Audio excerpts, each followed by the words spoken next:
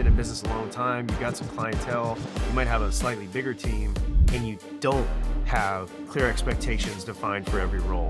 You don't have what winning looks like. You don't have a set, defined culture and values that you're asking your team to live up to. What helped us get really clear on this was when we started to just really focus on the product. So we had to constantly evaluate, constantly audit what we were currently doing, and then also have other people be in charge of that as well. I had to create this role or create this system for somebody else to do. And when I had to do that, then we had to get really clear on what we were looking for. So we're always looking to improve everything that we do. If we're constantly looking to improve our processes or always get better, it could be a great employee, whatever stage of business, like they're perfect fit, like everything is going well.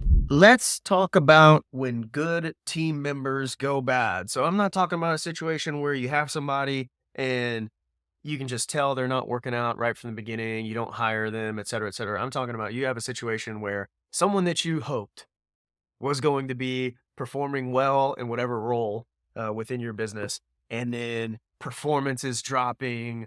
Oh, I'm not sure if I have to fire this person. What do you do when you need to have tough conversations with a member of your team? Somebody start. I'll jump in. Oh, hell yeah. Mark, is that all right? Is that all right with you, You Bal? got permission? He's just yeah, he's biting his tongue. I forgot to ask. You should see his face if you're just listening to this. It's incredible. I'm going to speak from experience, right? Like, I think if you guys are anything like me, you do not start out with like the end in sight or in even taking the end into account. And you're kind of like fixing the plane as it's up in the air. You know, I was 23 years old when I first started, and I'm 13 years into it. And obviously the business is very different than it was 13 years ago. So I think you have to like take that into account. Is one of our core values is like constant improvement. So we're always looking to improve everything that we do. We're never a finished product. So that alone is going to like cause some issues for employees. If we're constantly looking to improve our processes or always get better, it could be a great employee. And when you're in whatever stage of business, like they're perfect fit, like everything is going well. But when you're the owner and you're constantly looking to improve and get better in whatever it is that you're doing because you're trying to drive the business forward, like there's going to be employees that are not on the same Trajectory in line with you. God, trajectory. I always mess up my sayings. I always combine them. Oh, that was. But they're not going to be on the same trajectory of you. So that's going to cause some friction. So I think if you guys can be honest with yourself of where you're currently at, and if you're listening to this, I'm assuming that you're looking to improve your business and to continue to scale your business, whether it's to multiple locations or just to have one really, really successful, profitable gym. You're going to have employees that are really good fits right now, but as you continue to try to drive the business, they will stop being such a great fit. And I think what needs to happen is you need to recognize that as it's completely normal, because Mark and I always talk about this.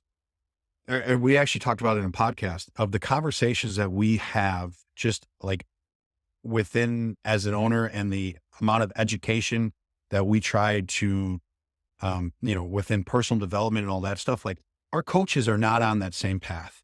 And so at some point there's going to be a disconnect. And I think that you just have to look at it as like, hey, I understand that if I'm continuing to really push my business forward, like there's going to be people that are not going to be great fits anymore.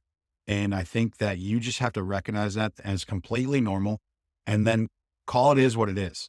You know what I mean? Like you're going to have really tough conversations. I have like from experience, the first person I ever hired, he was with me for probably 8 years and I love him. Like great dude. Like he was awesome. He helped literally my first coach, he helped me build our adult program when we first introduced it, and outstanding person, outstanding everything. But we got to a point where we were trying to professionalize the business and he was no longer on board with what we were trying to do. He wanted the old days. He wanted the boys doing the work together and all that stuff. And it just kind of got to a point where we were either literally going to get into a fist fight, me and him, or we were going to say, hey, Like, let's, put it on the table. Like, this is no longer working. We gotta go our separate ways. And if you don't call it what it is, you will burn bridges and you will ruin relationships. But if it's something where you can just agree to disagree and have that really difficult conversation, I think that is the way to go. And it will save you a lot of headaches and hitting your head against the wall of being like, can't this guy just get on board? And there's going to be a disconnect at some point. God, I was not thinking about going there at all, and that is such a fucking fantastic point. Because everyone who is attempting to grow, every business owner who's attempting to grow, this has happened to us in the gym space, it's happened to us in this space, right? You end up having those folks where it's great now, and then it grows apart, and until the point where the relationship is untenable, right? It's no longer a fit. That's so fucking good. How do you handle those conversations? I mean, it really depends on the relationship. I mean, again, I always put myself in the gym owner's shoes. Like, that was my first hire. I became like good friends with him. We did things outside of the gym together. We hung out, like, we got to know each other really well. Like, that's a conversation that I had was like, hey man, we're literally, it got to be so bad to like, I literally thought we were going to not get in a physical fight, but it got to like, it kind of reared its ugly head. And I just said, hey man, we need to sit down and talk about this because this is not going well for either of us. And it was a decision that I had to make for the good of the company, right? Because that's all that matters in the end. Like, these tough conversations are going to happen, but hey, what's best for the business, right? And so we agreed upon a decision like, hey, he's going to exit the business, and, we're going to continue to go on. And it's one of those times where you're like, hey, I could probably just continue to let this go and continue to kind of let it just ride out and see what happens. But if you know about something and it's really, really affecting just everything else in the business, affecting the other staff members, affecting, clients are starting to see it, like, you have to step up and take ownership of the process and the business and just have that difficult conversation. And I think a lot of times you can, it may be a situation where you put them on a performance improvement plan, or you can just have a really candid conversation on what the current situation is and then make a decision from there. But ultimately, you are the owner of the business. You have to make those decisions. I think you made a great point on the health of the business has to take precedence over everything else, right? Like the business is its own entity, and it has to be healthy for everyone else to get fed. And that includes you as the owner, that includes other team members, that includes the clients, that includes the product, right? The whole thing. And a lot of times we'll keep these cancers around. And I do think, like, I refer to them as cancers. And on my notes, yeah, one of the things that I have here is like one of my bigger mistakes, and this is somewhat continued, like I've gotten better at it now, is not firing people fast enough, right? Not killing the Yeah. cancer fast enough. Because when's the best time to detect cancer? What gives you the best chances to survive a cancer, right? Well, the earlier you detect it, the better. And the earlier that you circumvent the problem, and sometimes maybe, and maybe Mark can shed some light on this, you can take what might be, hey, this can potentially go cancerous. This can potentially go in a positive, beneficial direction. But like, we need to address that and identify what direction we're going to go. And if it does turn cancerous, right, then we want to fucking nip that shit and get it out of the business before it infects everything else around it. And that's something that you have to train. Like, Mhm. it's like a muscle, right? 100%. Like, you have to get better at it. Me personally, and GR, I think you're the same way. I am the least confrontational person of all time. Like, I do not like that. I'm a void, and, kind of act like it's not going on at all cost in my personal life, I should say. Um, but within the business, like, that's something that you have to train and get better at and be able to have those conversations because, again, you're the owner. Nice. Good stuff. Mark, what do you have? I know you were like taking a crap, it looks like you're just incredibly distracted. You've just been sitting on the sidelines, chomping at the bit, like ready to go. What say you on this topic? Everybody wants to talk about CEOs and mastering emotions, and it's true in this sense as well. The A mature CEO really has developed the skill set not to fall in love on the first date. And so when you do meet somebody new and you hire somebody new, it's really easy to think of all the good that they'll do. They're not like the old person. They're not like whatever else. You have unrealistic expectations built up in your mind. And so I think that's the next thing is to just not fall in love with the first date, but then also set realistic expectations for that individual and their role. Also for yourself as their leader, but also communicate that down to any other leaders that they may be working with that individual as well. Um, and I think it all starts at the beginning. Define culture, define values, getting multiple yeses along the way, along the process. So this is what we're agreeing to. And by the way, if we ever get off track, this is what's going to happen. And this is how we know we're going to get off track. So I think it's really important now, especially it's like this is the how you're going to be evaluated. This is the standard. And if we're on below standard, then this is what that's going to trigger. And I think we can keep it that simple and and that clear for not only yourself, for that staff member, but also again for their neck for their management. I think that's super important. And kind of have these checkpoint expectations, right? At these point in times, at this time, the expectation is this. Next checkpoint, we can reset the expectation, maybe raise them, and kind of go from there. That way, like what you were saying, you can catch it before it spreads or gets too big, and then have those. It's much easier to have those conversations, when it's just more coaching conversations rather than disciplinary. So if you don't like confrontation, like Connor was mentioning, then it's one of those things where it's not as confrontational. Now it's coaching. You wait too long. Yes, now it's conflict, and you did that as the leader, as the owner in this sense. You did that. You created that conflict really because you didn't set those checkpoint expectations, those coaching conversations to realign with the culture, to realign with the values that you set off from the beginning. And I think that's what's so important for business owners, especially veterans or beginners, is to have that set defined culture, set core values, and then you can always kind of use those as your North Star to kind of build off from there and always go back to. So I think I've got a couple of questions that I want to follow up with you on, but I want to make sure this shit doesn't get lost because the it is incredibly hard, right? Maybe how should I phrase this? Um, One thing that I see, right, in the agency coaching side, whatnot of what we do, it doesn't happen with the Gympire folks that we're dealing with higher level folks, but we have folks in the agency that they might start with us as a solopreneur. They might be doing 5, 10K a month, like they're just getting started, right, and they don't know all of this leadership stuff. And sometimes there's maybe a lack of maturity, and we want to make everything everybody else's fault.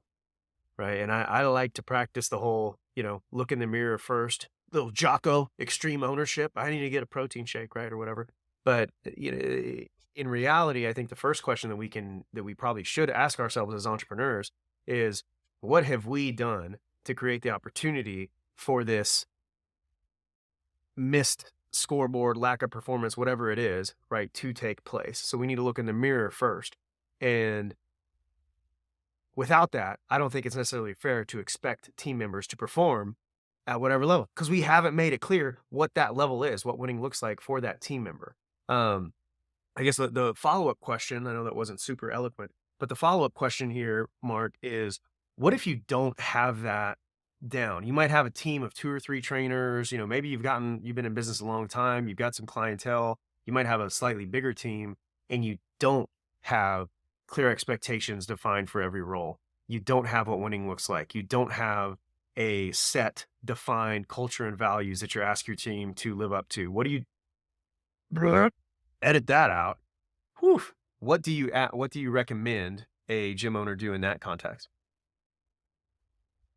Well, what helped us get really clear on this was when we started to just really focus on the product. So we had to constantly evaluate, constantly audit what we were currently doing, and then also have other people be in charge of that as well. So it wasn't necessarily just me doing this. I had to create this role or create this system for somebody else to do. And when I had to do that, then we had to get really clear on what we were looking for and what we didn't have in place, but then also what does that trigger? So for instance, say we wanted to, you know, audit a session, or we expect a session to be like this in the gym.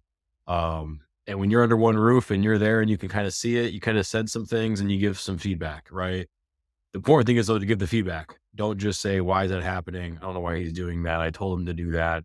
And then just internalize it. It's when you do see it, give feedback, make it a point to give that feedback, but also make it a point to inspect what you expect. So if you care about the product, then you better carve out time to go sit in there and watch the session start to finish.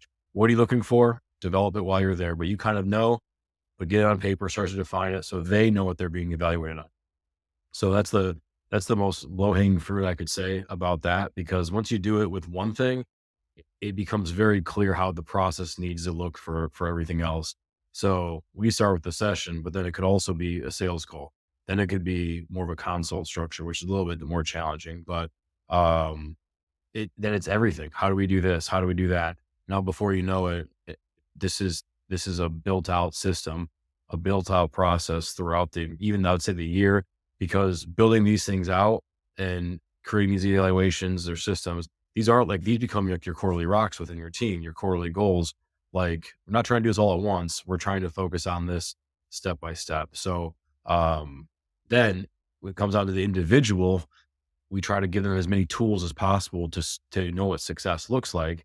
And that's what these tools provide. So I think that's super valuable too. So it's like taking it upon yourself to actually construct the system in your business for people to have success. And if you don't have that system built out, then you're going to deal with some more issues. And we all did it. We all dealt with those issues and we had to live through it. And I wish I would have had it a little more clearly defined, took the time to more clearly define what I expected and what the standard was, because I would have saved myself a lot of frustration, quite frankly. Yeah. I want to make it clear to the listeners.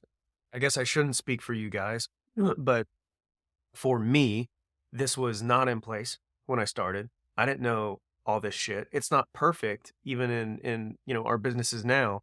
I should say my businesses now, right? I say ours, the collective. Like I'm not talking about you guys, right? I'm talking about our stuff. It's not perfect now, but it is something that should be worked towards. I think one of the smartest things that you said, or that I can extrapolate from what you said, is, man, if we can work towards a point to where almost anyone could come in, look at what your standards are, look at what the evaluation, you said system, whatever it is, but look at what the standards are for a given role or performance in a given, project or item or thing that happens right inside of your business, and make it such that it's so clear that if I needed to jump into power strength and Mark says, hey, GR, I'm short staffed, fly up here. I need you to do evaluations for my staff, that I can look at your rubric, right? What your scorecard looks like for a given role or something that's getting done in the business, and very clearly be able to say, oh, well, based on Mark's grading rubric, we're here, we're doing great, or we're not doing so great, or whatever it is. Like if we can make it so clear that anyone can understand it, not just you as the entrepreneur,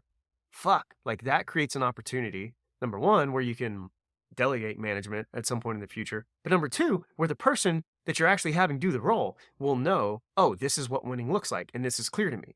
Like that's baller shit right there, to use Connor's verbiage That's from the the game. early recording. Yes, it really is. And if you want to avoid those tough conversations, you set them on the front end. Yeah. And exactly the way that Mark is saying, like, and that's what we've gone to. And I've learned, because I screwed it up. Now we set the standard very early on. It's the first thing that we do. We have a built out onboarding platform for our new coaches, and how they are evaluated is one of the first videos that they watch.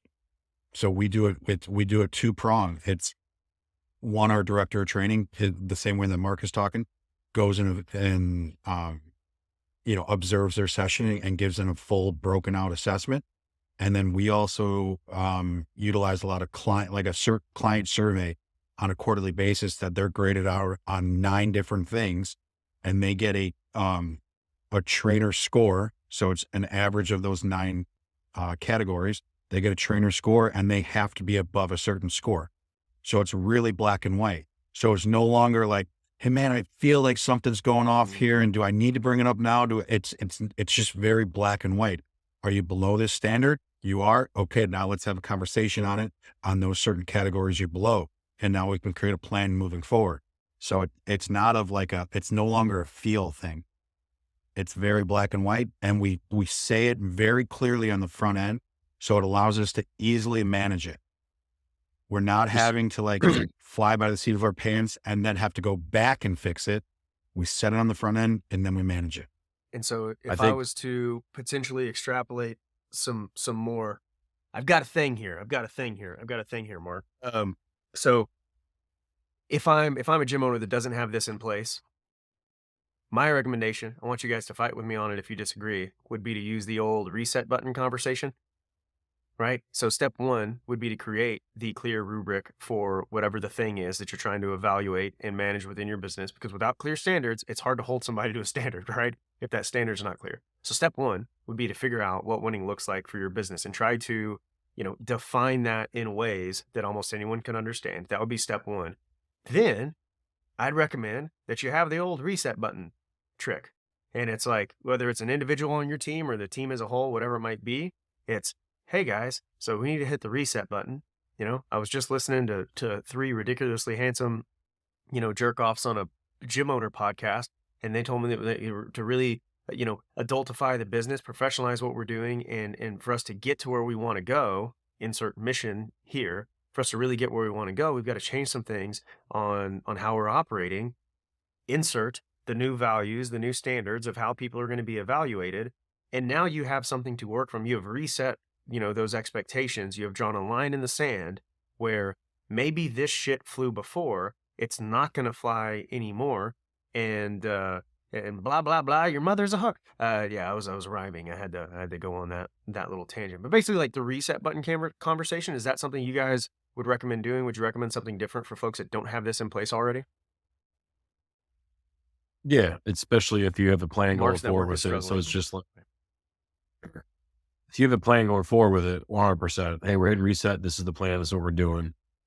And then have some of those questions, or I would say objections or friction points, ready to talk through, ready to hammer through with your staff, give them even more clarity to show that you've actually put a lot of thought into this. So I think it's something else that a lot of gym owners don't understand, especially when they start having staff, they have a little more free time and they don't know what to do with their time. And yeah, you can market the business and you should be doing stuff that only you could do and all that stuff. However, I think more of them should go work on stuff like this. Go into the business, watch a Mhm. session, figure out what you want to evaluate, figure out what success looks like. Does your staff understand that? Is it communicated and is it done consistently? And I don't think there's enough evaluation being done in the CEO role in our growing gyms, businesses, especially as you onboard new staff. So the more staff that you bring on, the more you have to be in there and watch them work to actually do the thing. There's all types of tactics on how to do it and how to delegate properly.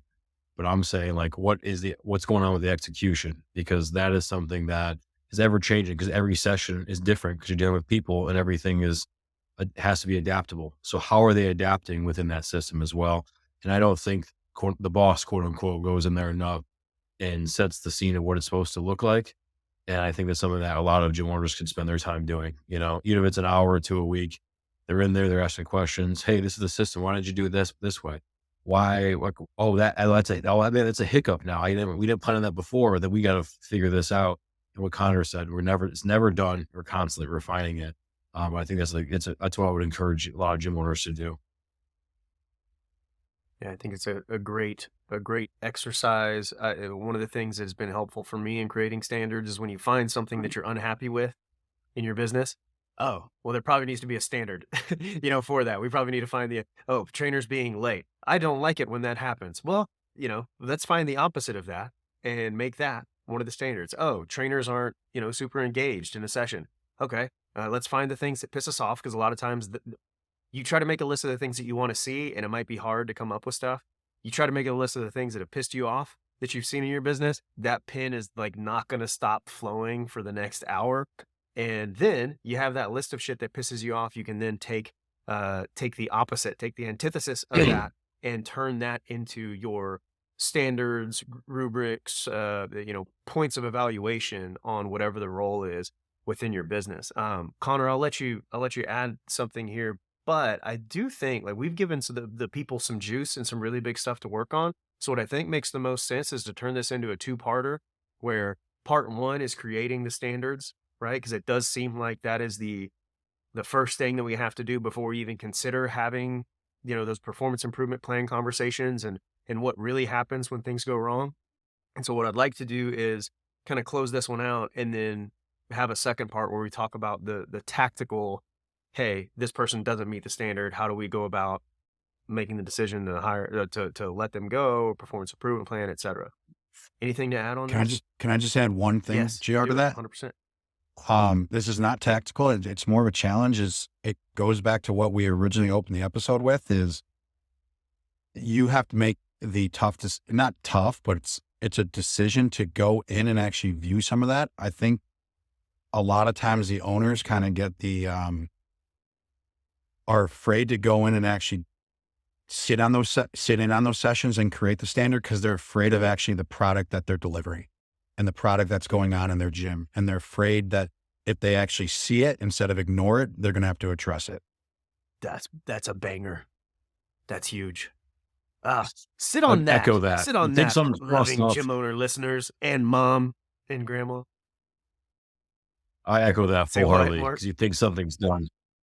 I echo that 100% because you think something's done and then you have to go start over or read or go back and put more energy and work into it. It's brutal. It's a brutal process. And yeah, the pros will do it. The amateurs won't. They'll just turn a blind eye to it and then redirect their frustration somewhere else or think it's a different problem than what they actually is. And all progress starts with the truth. That was a great point. Love it. Love it. Love it. Good stuff. We'll see you guys next week with part two.